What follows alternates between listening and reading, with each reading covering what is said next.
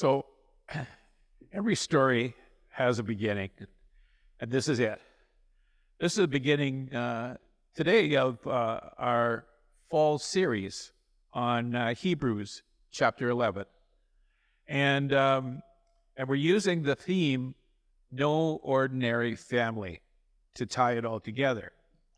Hebrews 11, and as the scripture was being read, I thought to myself when I saw that when I read through about Hebrews 11, I thought, well, that's no ordinary family. I mean, well, I thought maybe that would be a good sermon series to talk about that. And so that's a bit of a leap. So I showed you a clip that was actually the preview of a TV series called No Ordinary Family. That's actually from 15 years ago. Okay, so that's not on anymore. But I know it's in a tease, yeah. But the premise of the show is about this family called the Powells. Okay, and the Powells were in fact just an ordinary family. Jim, the dad, he was an artist working for the police department. His wife was a scientist working on genetic research.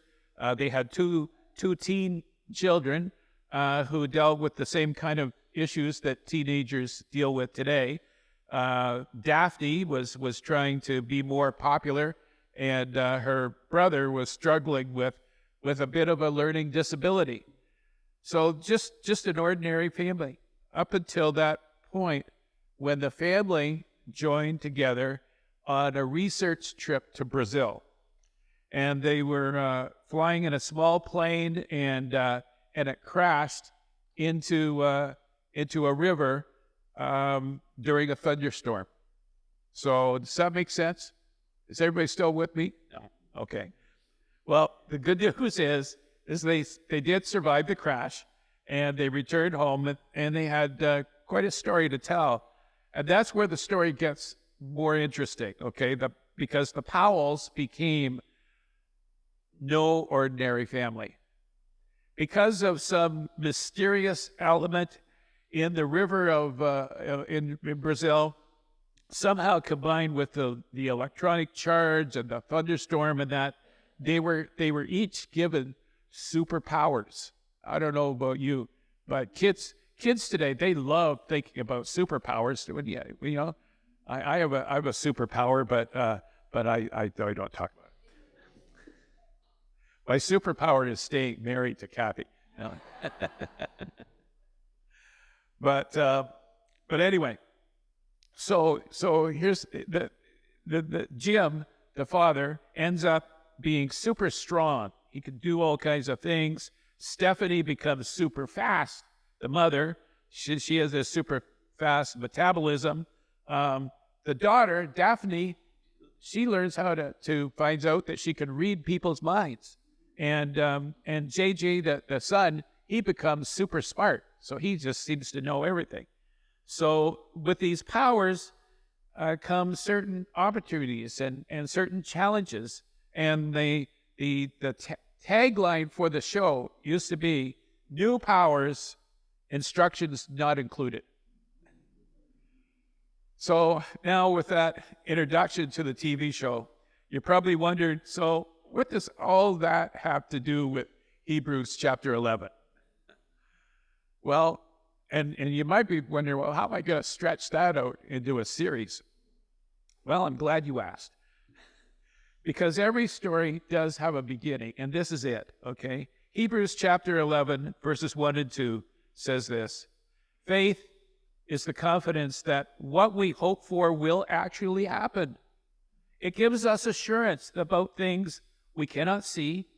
Through their faith, the people in days of old earned a good reputation. So that's the introduction to the 11th chapter of the book of Hebrews. And for the next 39 verses, the writer tells us about these people of old and how they earned that good reputation. He tells us about Enoch, Abraham, Sarah, Noah, Abel, and a host of others too numerous to mention. And when he gets through regaling us with their stories, he ties everything together by saying in Hebrews chapter 11, verse 39, all these people earned a good reputation because of their faith. So I think it would be fair to say that the men and women who are written about in the Hebrews chapter 11 were definitely no ordinary family. So the first thing we note that they were family. In the case of the television series, the premise is that this is a family, father, mother, children. The English dictionary, Collins English Dictionary, defines family a couple of different ways. First, it says a social unit consisting of parents and their children, and children of the same parents. It also says a group of people related by ancestry or marriage, or all the people living in the same house. So for Kathy and I and her mom and dad and Nathan, we're all living together in one family. And in this day of what does or doesn't constitute a family, the Powells are almost old-fashioned in that way. Two people married to each, either two children of having the same parents, okay? They all have certain struggles of living in the culture of the world. And too many things to do, too little time to do it. The tension between work and family, between parents and children, between husband and wife, happens to all of us. And they're just a family, a group of people connected not through their DNA, okay? The heroes in chapter 11 are also family, but they aren't connected with DNA, at least not physical DNA, but they are all part of God's family, like you and I. They weren't just people. They were God's people. And the question remains, well, how did they become God's people? Well, the first thought might be, well, they were Israelites, God's people chosen through the line of Abraham. You remember the promise that was repeated to the people of Israel as they made their way to the promised land? You are a holy people who belong to the Lord your God. Of all the people on earth, the Lord your God has chosen you to be his special treasure. But that can't be the correct answer, because several of them had lived long before the promise of a nation was given to Abraham. As a matter of fact, long before there even was an Abraham. And at least one of those people named was actually a Gentile woman, so she wasn't in that connection either. And actually, she was part of the group that were at war with Israel. So how did these people of old become part of a family then? Well, because they chose to. A simple fact of that. They chose to follow God. They chose to obey God. And they chose to be a part of God's family. From Abel, who chose to offer a better gift to God, to those who offered up their lives rather than betray God, it was all about their choice. That choice is often right in front of us. And I could choose to do whatever is easy, or I could choose to do what is right. So where does that leave us? Well, exactly the same place as Abel and Enoch, as Moses and Rahab, as Abraham and Noah, at the crossroads of making a decision. Will we choose to be a part of God's family or not? The New Testament is clear. We're told in John chapter 1, verse 12, but to all who believed him and accepted him, he gave the right to become children of God. Paul tells the believers in the city of Ephesus. So now you Gentiles are no longer strangers or foreigners. You are citizens along with all of God's holy people. You are members of God's family. So if we missed it the first time, it's repeated over and over and all through the Gospels. And in the letters that make up the New Testament, the family of God is made up of those who join us. And like any family, it comes with certain guidelines and certain expectations. Like belonging to any family, there are responsibilities as well. We're reminded this in John, 1 John chapter 3. Those who have been born into God's family do not make a practice of sinning, because God's life is in them. So they cannot keep on sinning because they are children of God. In each of our families, there are rules and boundaries set down for the protection and benefit of the individuals, but as well for the protection and the benefit of the family as a whole. Christianity is no different. You can't claim to be a Christ follower and then not to follow Christ. The second thing we need to understand is that they were special. The Powells were a family, but they're no ordinary family. They're special because they could do things that other people can't do, and because there are certain expectations of the Powells that weren't there for other families. But really, if everyone was super strong or super fast or super smart and could read the minds of everybody around them, well, they would just be another ordinary family then, wouldn't they? But the premise is that the Powells were different.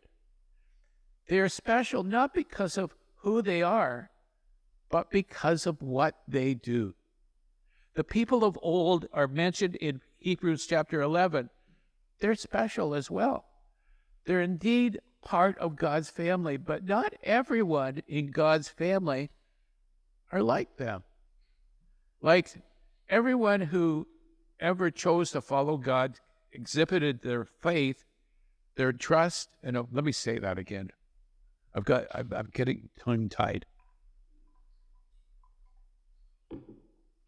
If everyone who ever chose to follow God exhibited this type of faith, trust, and obedience, then there wouldn't have to be a Hebrew chapter 11, because this would be average and ordinary, wouldn't it? I mean, what made them special? Well, if we go back to Hebrews verse 2, through their faith, the people of the days of old earned a good reputation. It wasn't because of who they were, but because of what they did.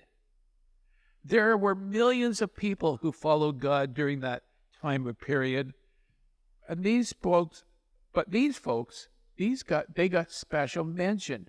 So what did they do? It was because of their faith. But what does that mean? What is faith?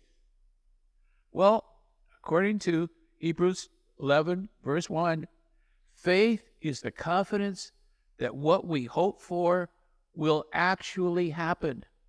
It gives us assurance about things we cannot see. I personally prefer the wording in the NIV that says, now faith is being sure of what we hope for and certain of what we do not see. So if we had faith, and this defines faith, then what we would have to say to the people is that they had confidence, that what they hoped for would actually happen, and were certain about the things that they couldn't see. So they believed what God would do, that God would do what he said he was going to do. I believed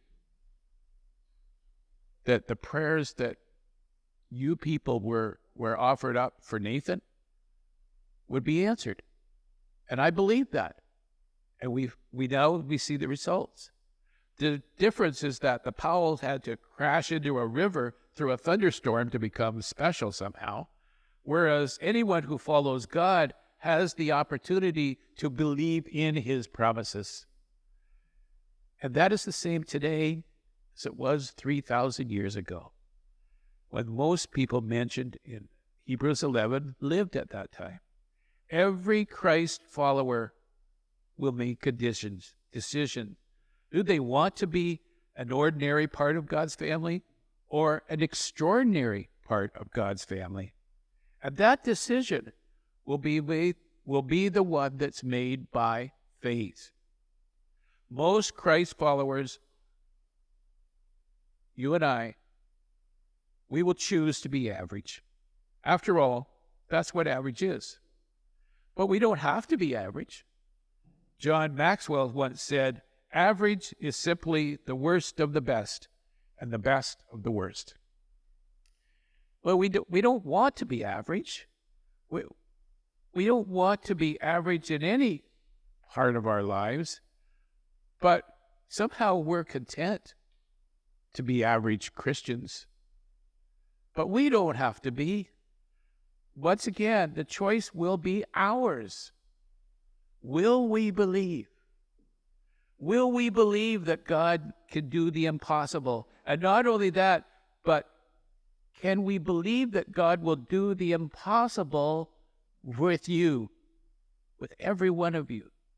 You can be special, and it won't happen by accident. It will happen because you will decide and you will want to be special because you want to make a difference. They were different.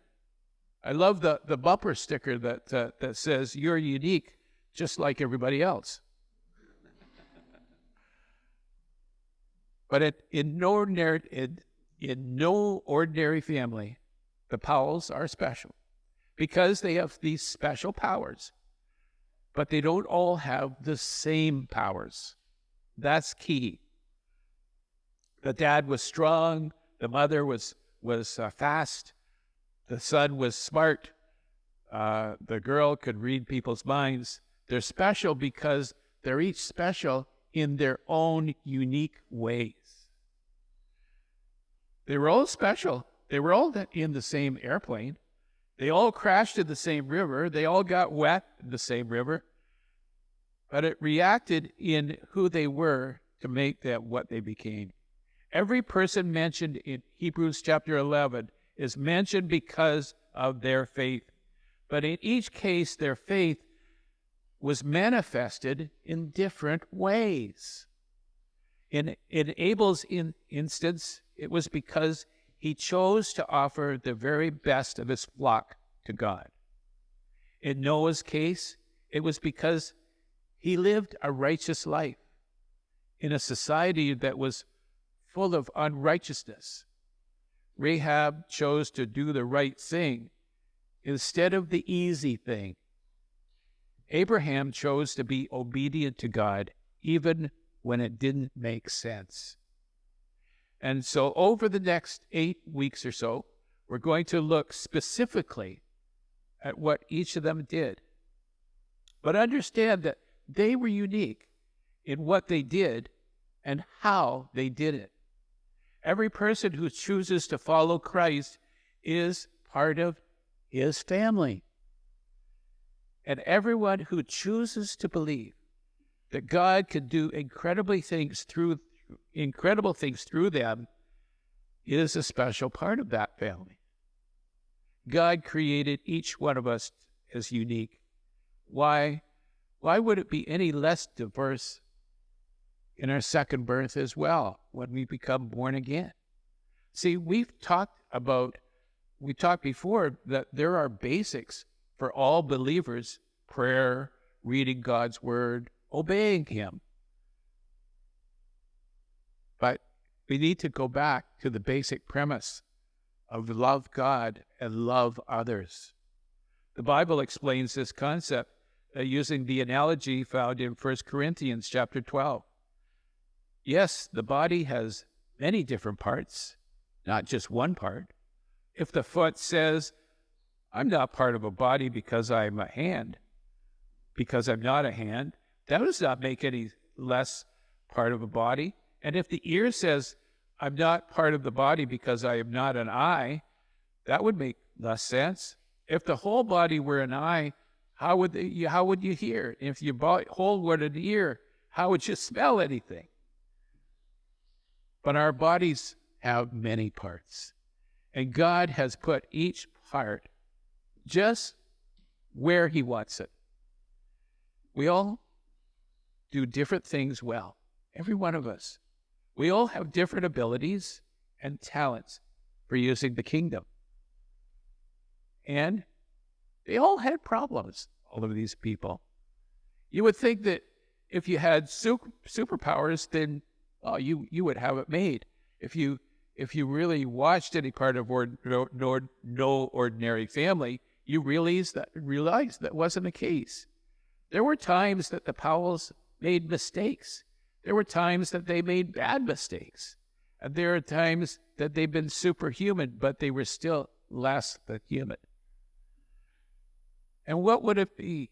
What would a superhero be without supervillains and the people who were out to get them?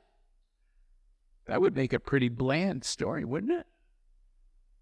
If you read through the Bible, you quickly realize that not everyone was always perfect.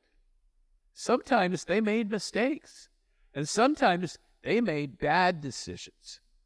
The story was told when Oliver Cromwell was having his portrait painted, and he said to the artist, "Mr. Lely, I desire that you would use all of your skill to paint my picture truly like me, and not flatter me at all, but remark all the roughness, the pimples, the warts, and everything that you see.